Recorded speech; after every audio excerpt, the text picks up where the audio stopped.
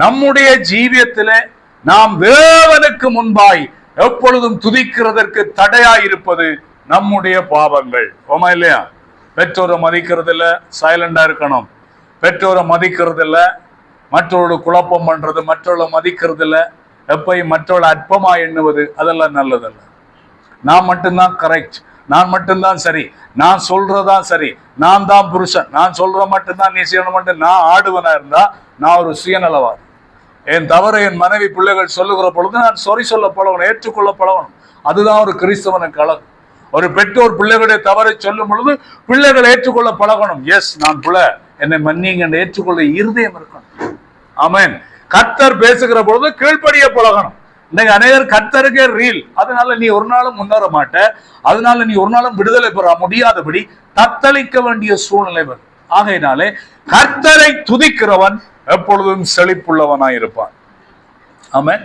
கர்த்தரை நம்புகிறவன் எப்பொழுதும் என்ன செய்வான்? கர்த்தரை துதிப்பான். கர்த்தரை நம்புகிறவன் செழித்திருப்பான் என்று வேதம் சொல்லுகிறது. ஆகையினாலே இன்னைக்கு நம்முடைய வாழ்க்கையின் ஒவ்வொரு நிலைமைகளிலும் நம்மை ஆராய்ந்து பார்க்க வேண்டும். நான் ஆண்டவருக்கு முன்பா எப்படி இருக்கிறேன்? ஆண்டவர் எப்படி தொழுது கொள்ளுகிறேன்? எப்படி துதிக்கிறேன்? பாருங்க, வீட்டை சோத்திரம் பண்ண எனக்கு வாய் திறப்படுதுல, அவ்வளவு தூரம் உள்ளத்துல குப்பன் இருந்துச்சிருக்கிறது மறந்துடாது. ஒருவனால பாடல் பாட முடியல, வாயத்திலிருந்து துதிக்க முடியல, கர்த்தரை ஸ்தோத்தரிக்க முடியலன்னா அவன் எங்கேயோ மாட்டி இருக்கிறான், அவன் எங்கேயோ கட்டப்பட்ட நிலைமையில இருக்கிறான். எத்தனையோ சபைகள்ல மக்களை துதிக்க வர்றதுல தாங்க மட்டும் துதிச்சு கிடக்கிற 10-15 பாட்டை பாடி அதெல்லாம் ஆராதனை. ஒவ்வொரு நாளும் கர்த்தரை நாம் துதிக்க வேண்டும். ஆராதனை மட்டும் சோத்திரம் துதி அல்ல, ஒவ்வொரு நாளும் வீட்டுல சோத்திரம் துதி நடக்க வேண்டும். வேலை செய்யும் பொழுது சோத்தரிங்க, வாகனம் ஓடும் பொழுது சோத்தரிங்க, வீட்டுல சமைக்கும் பொழுது கர்த்தரை சோத்தரிங்க, படிக்கும் பொழுது கர்த்தரை சோத்தரிங்க. எரிச்சல், சகோதரியில எரிச்சல், தம்பியில எரிச்சல், அண்ணாவில் எரிச்சல், அம்மாவில் எரிச்சல், எரிச்சல் பட்ட ஏசா அறுப்புண்டு போனான். கவனம், எரிச்சல் ஆகாதீங்க, அன்பா இருக்கப்படாது. உங்களை கொடுத்த வீட்டுல அன்பா இருங்க. ஆறு ஆட்கள் வந்தா மட்டும் டார்லிங், ஓ பாபா, பேபி, ஆனா போன பாருங்க கதைக்க மாட்டாங்க. இவனெல்லாம் வெளிவேச கிறிஸ்தவன், இவனை கொண்டு கர்த்தர் ஒன்றுமே செய்ய முடியாது. அல்லேலூயா. கர்த்தருக்கு முன்பாய் சரியா இருக்கிறவன் குடும்பத்துக்கு மற்றவர்கள் முன்பாய் ஆசீர்வாதம் சாட்சியாய் கர்த்தர் அவனை மாற்றுவான். ஆமென். வெளிவேசம் போடாதீங்க, இது கூடாத பழக்கம். ஆக்களுக்கு முன்னால நாங்க அன்பா இருக்கிற மாதிரியும், வீட்டை போனோம்னா மறுபடியும் இஸ்ரவேல் ஈரான் யுத்தம் மாதிரியும் இருந்தீங்கன்னா கர்த்தர் நம்ம என்ன செய்ய முடியாது? சொல்லுங்க. இன்றைக்கு அநேக கிறிஸ்தவ வாழ்க்கை விளையாட்டா போச்சு. கவனம், ஆண்டவர் விளையாடினா நான் நீங்களும் எக்கேதியாவும் பண்ற தெரியாது. நீதிமொழிகள் 1ஆம் அதிகாரத்தை படிச்சு பாருங்க. நீ ஆகடியம் பண்ணினா நானும் உன்னை ஆகடியம் பண்ணுவேன். சும்மா எல்லாம் அந்த ஆகடியம் பண்ண என்ன? நீ நக்கல் பண்ணினேன்டா என்ன, நானும் என்ன செய்வேன்? நக்கல் பண்ணுவேன். இஸ்ரவேல் மக்களை பார்த்து பெலிஸ்தரு, பெலிஸ்தியர், எபூசியர், கேனானியர், கானானியர் எல்லாரும் நக்கல் பண்ணி வேலை பண்ணாங்க. ஆண்டவரின் தம்பியருக்கு அடிடான்னு சொன்னார். ஆனா தன்னுடைய பிள்ளைய தொட்டவன ஆண்டவர் விடல. அவர்கள் மீது கரிசனையா இருக்கிறார். ஆராதனை அற்பம் எண்ணாதீங்க, துதிய அற்பமா எண்ணாதீங்க. கர்த்தரை எப்பொழுது துதிக்க பழகுங்க. நீதிமொழிகள் சங்கீதம் 33:1 சொல்லுவது, நீதிமான்களே கர்த்தரை துதியுங்கள், துதி செய்வது செம்மையானவர்களுக்கு தகும். அல்லேலூயா. ஓமா இல்லையா? துதிக்கணுமா இல்லையா? துதி இருக்கணும்.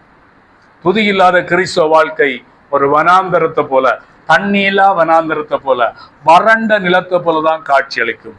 துதிக்கிறவனோட வாழ்க்கை செழிப்பா இருக்கும். அல்லேலூயா. துதிக்கிறவன் பணம் இல்லைன்னு அறம் பாட மாட்டான். துதிக்கிறவன் குடும்பம் கஷ்டம் என்று அறிக்கை பண்ண மாட்டான். துதிக்கிறவன் எப்பொழுதும் எந்த நிலைமையிலும் கர்த்தருக்குள் சந்தோஷமா இருப்பான். அல்லேலூயா. பிலிப்பியர் நிருபம் 4ஆம் அதிகாரம் 11, 12, 13 அப்போஸ்தலன் பவுல் என்ன சொல்லுகிறார்?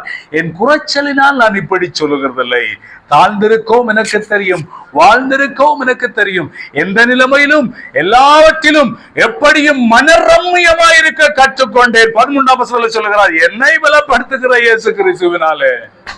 அல்லேலூயா. இதுதான் துதிக்கிறோட வாழ்க்கை. அப்போஸ்தலன் பவுலுடைய நிருபங்கள் எல்லாவற்றையும் படிச்சு பாருங்க. உடனே சோத்திரம் பண்ணி துதித்து தான் ஆரம்பிக்கிறார். ஜெபிக்கிற ஒரு ஜெப வீரன். எங்களுக்காக, ஒவ்வொரு சபைக்காக நான் முழங்கால நிற்கிறேன் என்று சொன்ன தேவ மனுஷன் தான் அப்போஸ்தலனாகிய பவுல். என கண்பான கர்த்தருடைய பிள்ளைகளே, அவனுடைய வாழ்க்கையில கர்த்தர் மகிமையான காரியங்களை செய்ததன் காரணம் துதிக்கிற மனிதன். ஆமென். தாவீது 150 சங்கீதங்கள் உண்டு. அதுல கிட்டத்தட்ட 90, 95, நான் நினைக்கிறேன் 100க்கு அதிகமான சங்கீதத்தை தாவீது என்ன பாடினார்? அது என்ன? அது கர்த்தரை துதிப்பது. 34 ஒன்று என்ன சொல்லுது சொல்லுங்க? கர்த்தரை நான் காலத்திலும் சோதரிப்பேன், அவர் துதி எப்பொழுதும் என் வாயில் இருக்கும். சங்கீதம் 122 என்ன சொல்லுது? கர்த்தருடைய ஆலயத்துக்கு போவோம் பாருங்கள் என்று சொன்ன பொழுது நான் அப்படி இருந்தேன், மன மகிழ்ச்சியாயிருந்தேன். அல்லேலூயா. என் ஆத்துமாவை நீனே கலங்குகிறாய், உன் தேவனை நோக்கி அமர்ந்திரு, காரிய சித்தியுள்ளவன் மேல் கர்த்தர் கருசனையாய் இருக்கிறார். ஆமென்.